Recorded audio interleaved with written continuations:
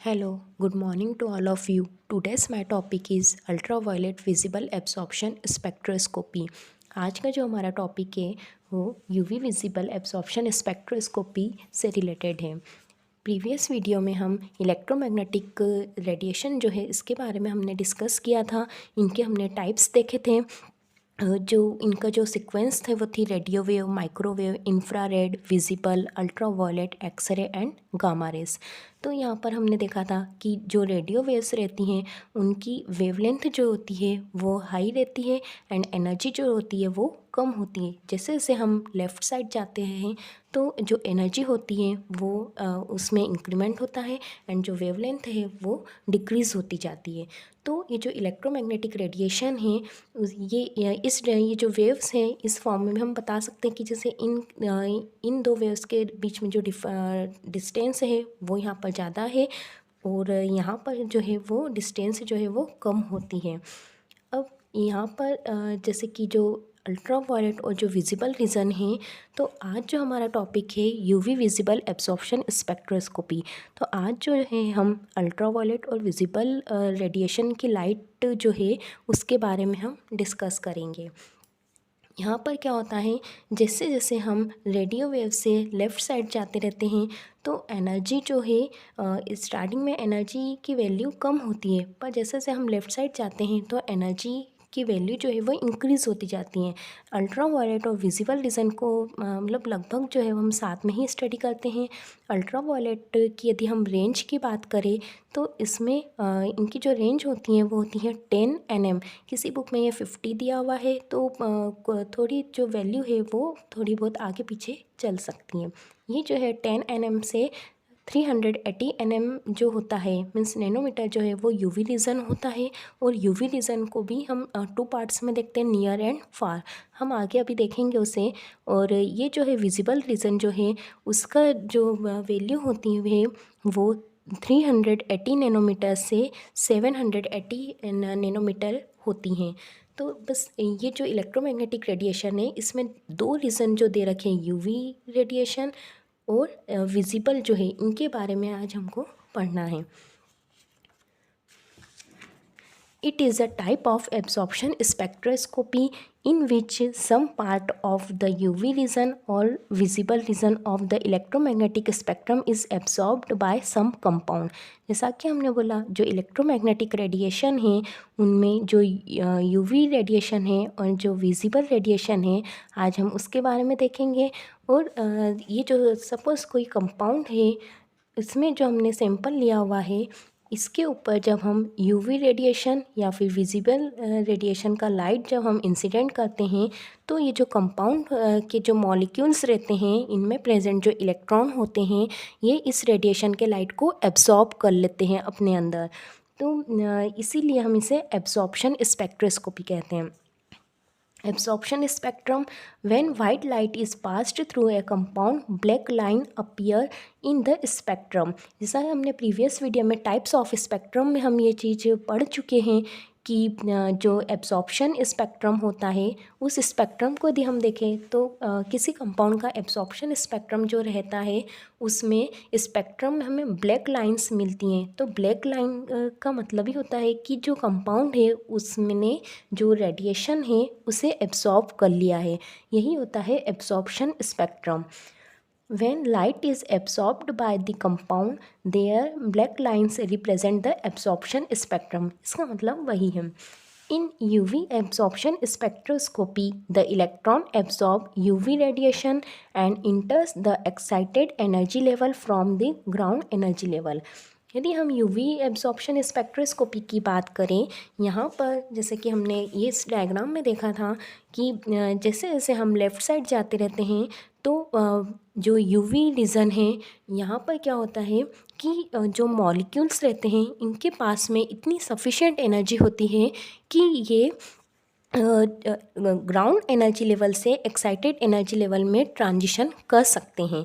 इसीलिए इस रीज़न में हमको इलेक्ट्रॉनिक ट्रांजिशन देखने को मिलता है। इसे हम और समझ लेते हैं। सपोज़ ये एक हमारा सैंपल है।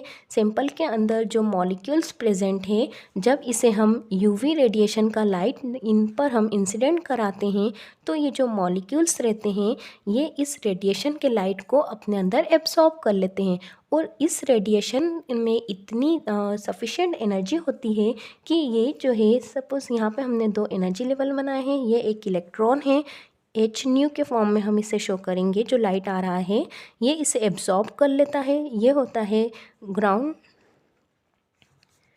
एनर्जी लेवल एंड ये होता है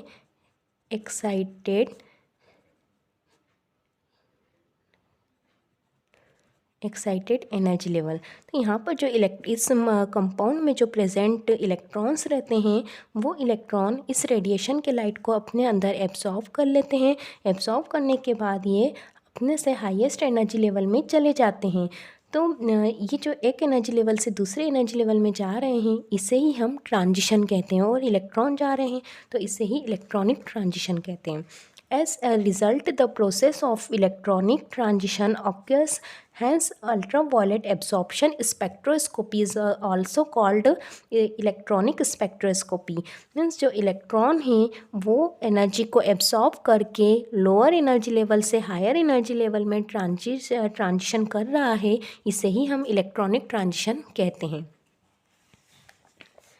ये इस डायग्राम में भी हम ये यहाँ से भी समझ सकते हैं। ये ग्राउंड स्टेट है, ये एक्साइटेड स्टेट है। यहाँ पर इलेक्ट्रॉन प्रेजेंट है। जब यूवी रेडिएशन का लाइट इलेक्ट्रॉन द्वारा एब्जॉर्ब किया जा रहा है तो वो एनर्जी को एब्जॉर्ब करके अपने से हाईएस्ट एनर्जी लेवल में मीन्स एक्साइटेड स्टेट में चला जाता है। कुछ देर ये यहाँ पर रुकता है, कुछ टाइम बाद में अपनी एनर्जी का लॉस करके या इमिट करके ये वापस से ग्राउंड स्टेट में आ जाता है और स्पेक्ट्रम हमें दिखाई देता है।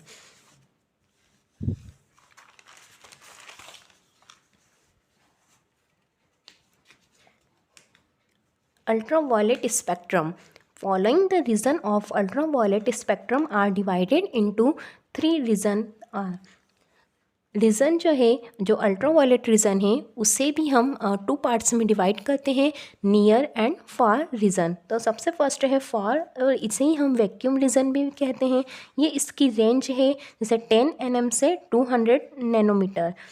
नियर रीज़न जो रहेगा वो 200 से 380 नैनोमीटर रहेगा, और लास्ट जो है विजिबल रीज़न वो 380 टू 780 नैनोमीटर इनकी रेंज होती है।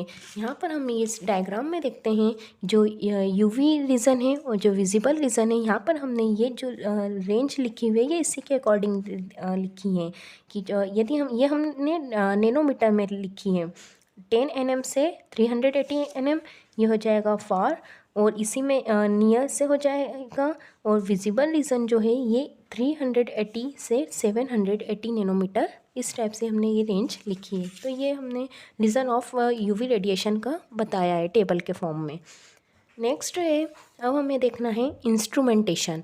इंस्ट्रूमेंटेशन मतलब कि जो यूवी विजिबल एब्जॉर्प्शन स्पेक्ट्रोस्कोपी हम देख रहे हैं, पढ़ रहे हैं, तो इसका जो स्पेक्ट्रोस्कोपी हम पढ़ रहे हैं इसमें हमें स्पेक्ट्रम जो मिलता है तो इसे हम पूरा एक इंस्ट्रूमेंट से समझते हैं। इसका जो इसमें इंस्ट्रूमेंट जो यूज़ किया जाता है वो होता है स्पेक्ट्रोफोटोमीटर। स्पेक्ट्रोफोटोमीटर जो है इसका ये एक प्रिंसिपल पे बेस्ड है। जैसे जो प्रिंसिपल होता है वो है बियर लैम्बर्ट्स लॉ, जो कि हम प्रीवियस वीडियो में डिस्कस कर चुके हैं। तो आज हम जो है इसका पहले हम इंस्ट्रूमेंटेशन देख लेते हैं कि जो स्पेक्ट्रोफोटोमीटर होता है उसका इंस्ट्रूमेंट जो है वो किस टाइप से वर्क कर रहा है, उसमें कौन कौन से पार्ट्स होते हैं। तो हम एक एक पॉइंट को डिस्कस करते हैं।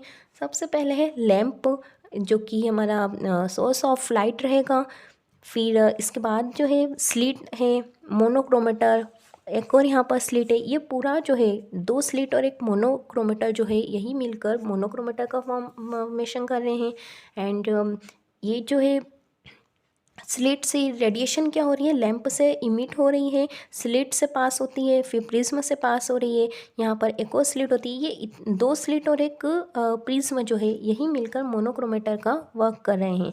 फिर स्लिट से पास होने के बाद में जो रेडिएशन है वो 2 पार्ट्स में डिवाइड हो जाती है। ये जो रेडिएशन है ये 2 पार्ट्स में डिवाइड हो रही है, इसीलिए हम इसे एक और नाम से जानते हैं, डबल बीम स्पेक्ट्रोफोटोमीटर।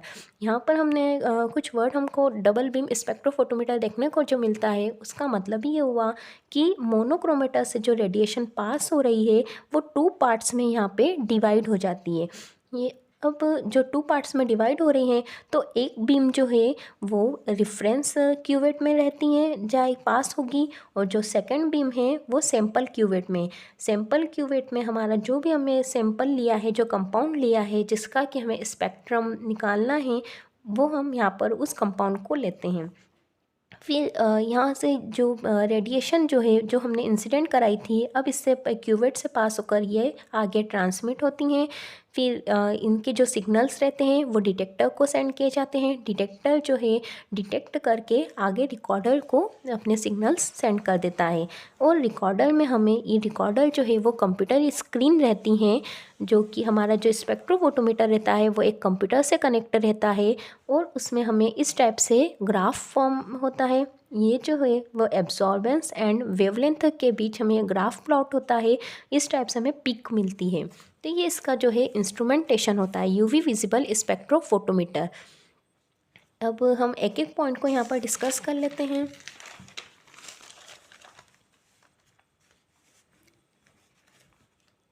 सबसे फर्स्ट है the spectrophotometer have main parts which are as follows. सबसे फर्स्ट है लैंप या सोर्स ऑफ लाइट। तो जो लैंप है वो क्या रहता है, तो for light source we can use tungsten और ड्यूटीरियम बल्ब। लाइट सोर्स के लिए हमें टंगस्टन बल्ब या फिर ड्यूटीरियम बल्ब का हमें यूज़ करना पड़ेगा, क्योंकि हम यूवी और विजिबल स्पेक्ट्रोस्कोपी पढ़ रहे हैं। तो ये तो जो बल्ब है tungsten and deuterium bulb, deuterium bulb जो रहेगा, लैंप रहेगा, उससे हमें यूवी लाइट मिलेगी, जिसकी रेंज जो है, जो हम आगे डिस्कस कर चुके हैं, 200 to 400 नैनोमीटर। ये थोड़ी सी वैल्यू कम या ज़्यादा इसमें हो सकती है, इसकी कोई दिक्कत नहीं है। सेकेंड है टंगस्टन लैंप। टंगस्टन, यदि हम विजिबल लाइट यूज़ करना चाहते हैं तो उस कंडीशन में हमें टंगस्टन लैंप का यूज़ करना पड़ेगा, और जिसकी वैल्यू रहती है 400 से 100 नैनोमीटर। ये हो जाएगा लैंप या फिर सोर्स ऑफ लाइट। हम यूवी विजिबल स्पेक्ट्रोस्कोपी में जो लैंप रहेगा वो है ड्यूटीरियम एंड टंगस्टन लैंप। हम यदि हमें यूवी लाइट चाहिए तो उस कंडीशन में हम ड्यूटीरियम का यूज़ करेंगे, यदि विजिबल लाइट चाहिए तब हम टंगस्टन लैंप का यूज़ करेंगे। सेकेंड होता है स्लिट। स्लिट जो होता है, लैंप से जो लाइट आ रहा है, स्लिट का काम होता है जो लाइट है उसे कंट्रोल करने का, मीन्स फोकस करने का।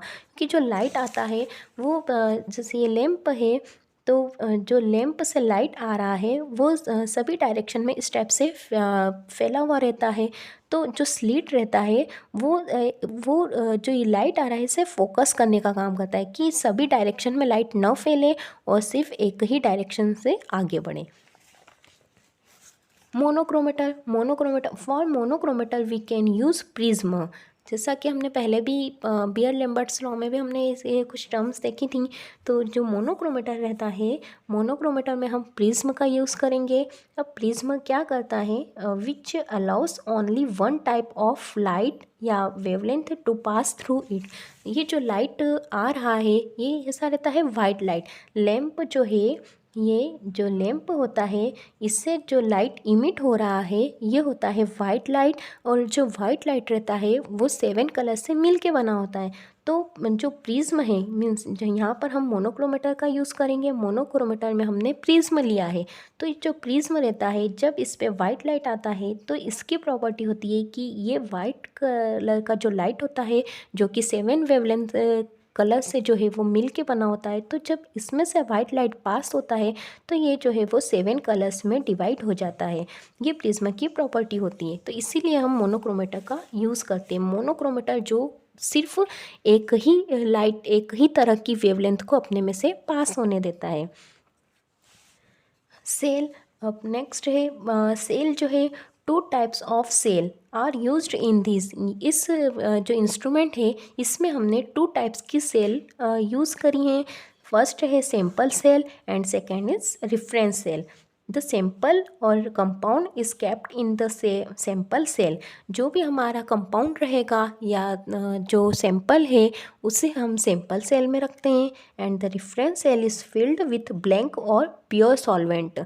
ये जो जैसे जो लाइट आ रहा है यहाँ से, जो लाइट है अब वो क्या हो जाता है, टू पार्ट्स में डिवाइड हो जाता है। और अब जो है यहाँ पर हमने लिया है सैंपल सेल और यहाँ पर होती है रेफरेंस सेल। तो सैंपल सेल जो होता है उसमें, सैंपल सेल जो है उसमें हम वो कंपाउंड रखते हैं जिसका कि हमें एनालिसिस करना है, हमें स्पेक्ट्रम चाहिए रहता है। तो सैंपल सेल में हम वो वाला कंपाउंड लेते हैं। और ये होता है रेफरेंस सेल। रेफरेंस सेल जो होती है यहाँ पर हम कोई सा प्योर कंपाउंड या प्योर सॉल्वेंट या फिर ब्लैंक जो है वो लेते हैं।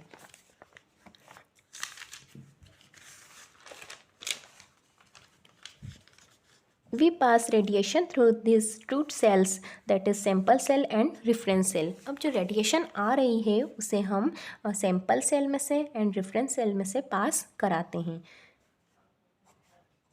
Detector work to detect the received signal. अब क्या होता है, यहाँ से जो रेडिएशन इंसिडेंट हो रही है, सपोज उसकी इंटेंसिटी को हम I0 से शो करेंगे, ये इस टाइप से।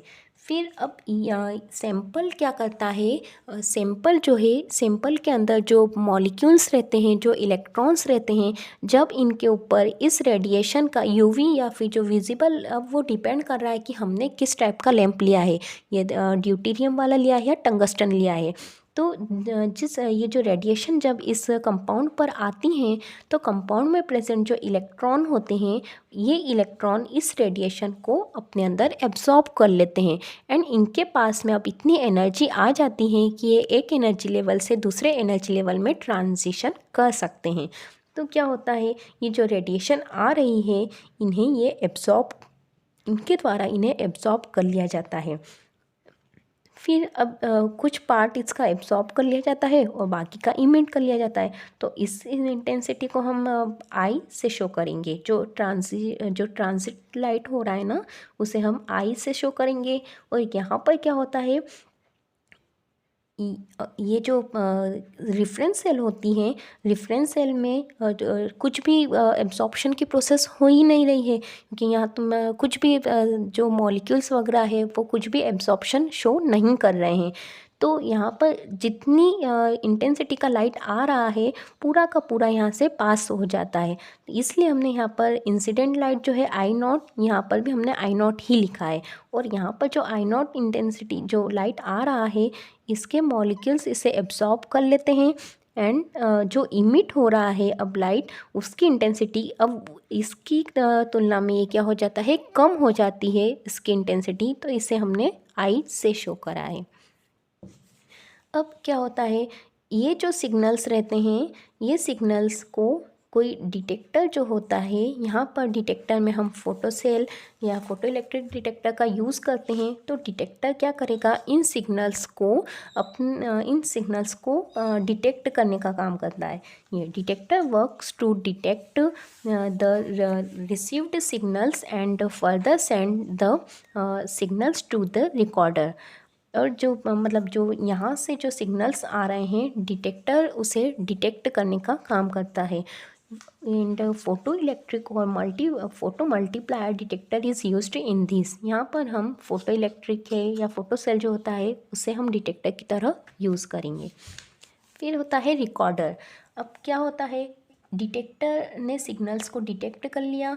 अब ये अपने सिग्नल्स को रिकॉर्डर जो होता है, रिकॉर्डर जो है वो कंप्यूटर स्क्रीन होती है, जो हमारा जो स्पेक्ट्रोफोटोमीटर रहता है वो एक कंप्यूटर से भी कनेक्ट होता है। तो जो कंप्यूटर स्क्रीन रहती है वहाँ पर हमें इस टाइप से ऐसे ग्राफ ऑब्टेन होता है यूँ। तो और हमें ये पीक मिलती, इसे बोला जाता है peak. the signals received from the detector are obtained as spectrum on graph paper with the help of recorder. जो सिग्नल्स रिकॉर्डर सेंड करता है रिकॉर्डर को, वो रिकॉर्डर उसे ग्राफ में इस टाइप से सिग्नल्स के फॉर्म में पिक के फॉर्म में बना देता है. The two beams of UV radiation with equal intensity. जो दो रेडिएशन, यहाँ पर जो रेडिएशन का लाइट आ रहा है वो इक्वल रेडिएशन में यहाँ पे क्या हो जाता है, डिस्ट्रीब्यूट हो जाता है. And one beam is passed into the sample cell. एक बीम जो होता है वो सैंपल सेल में से पास किया जाता है. And the other beam is passed into reference cell. Second beam जो होता है वो रिफरेंस सेल में से पास किया जाता है. इस टाइप से हमें ग्राफ ऑब्टेन होता है. एब्जॉर्बेंस एंड लैम्ब्डा मैक्सिमम के बीच हमें ग्राफ ऑब्टेन होता है. और ये जो ग्राफ रहता है ये लैम्बर्ट्स बियर लॉ पर डिपेंड करता है. लैम्बर्ट्स लॉ जो है वो A is directly proportional to L and Beer's law जो होता है वो A is directly proportional to C means concentration. इन दोनों को कंबाइन हम यदि लिखते हैं तो A is directly proportional to L into C. यहाँ पर हम इसे साइन को हटाते हैं, इक्वल लगाते हैं एंड एक प्रोपोर्शनल कांस्टेंट लेते हैं एप्सिलॉन, जो कि मोलर एब्जॉर्प्टिविटी होता है L इंटू C. यहाँ पर क्या होता है, एक और फार्मूला जो हम प्रीवियस वीडियो में पढ़ चुके हैं, एब्जॉर्बेंस जो होता है वह ट्रांसमिटेंस के इन्वर्सली प्रोपोर्शनल होता है. सपोज़ ये एक क्यूवेट है, क्यूवेट के अंदर ये सैंपल है, मीन्स ये हमारी सैंपल क्यूवेट है. जब इसमें हम जो रेडिएशन है, यूवी रेडिएशन या जो विजिबल रेडिएशन है, जब वो हम इंसिडेंट कराते हैं तो ये जो है इसके अंदर जो मॉलिक्यूल्स प्रेजेंट होते हैं सैंपल के, वो इस लाइट रेडिएशन को एब्जॉर्ब कर लेते हैं एंड बाकी का जो पार्ट होता है वो इमिट कर देते हैं, जिसे हम ट्रांसमिटेंस कहते हैं. तो यदि एब्जॉर्प्शन ज़्यादा होगा उस कंडीशन में ट्रांसमिटेंस जो है उसकी वैल्यू कम होगी. ये इस फार्मूले से जो हमें क्लियर हो रहा है, यदि एब्जॉर्प्शन की वैल्यू ज़्यादा मीन्स ये जो सैंपल के मॉलिक्यूल है वो अपने ऊपर जो रेडिएशन आ रही है उसके मॉलिक्यूल्स को यदि एब्जॉर्ब कर रहे हैं, एब्जॉर्प्शन यदि ज़्यादा होगा, इस कंडीशन में जो ट्रांसमिटेड लाइट की जो इंटेंसिटी है उसकी वैल्यू कम होगी. या फिर यूँ बोल सकते हैं इसकी वैल्यू ज़्यादा तो ये कम. और जैसे जैसे हम कंसंट्रेशन बढ़ाते जाते हैं, क्योंकि यहाँ पे हमने बताया जो बियर्स लॉ है वो एब्जॉर्बेंस जो है वो कंसंट्रेशन पे डिपेंड करती है. यदि हमारा जो सैंपल है वो कंसंट्रेशन, यदि हम सैंपल की कंसंट्रेशन को इंक्रीज़ करते हैं तो एब्जॉर्प्शन भी ज़्यादा होगा.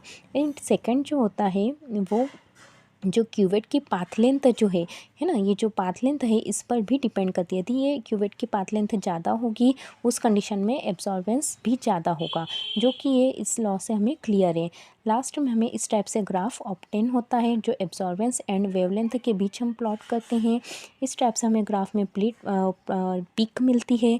एंड इसका जो क्या होता है, जैसे जैसे हम कंसंट्रेशन बढ़ाते जाते हैं ये इस टाइप से वैल्यू जो है हमें ग्राफ मिलता है. और ये जो हाईएस्ट पॉइंट रहता है, जिस वेवलेंथ पर हमें हाईएस्ट पॉइंट पर एब्जॉर्बेंस जो है वह सबसे ज़्यादा हो रहा है, उसे ही हम लैम्ब्डा मैक्सिमम कहते हैं. ये इस टाइप से ये होता है. Thank you.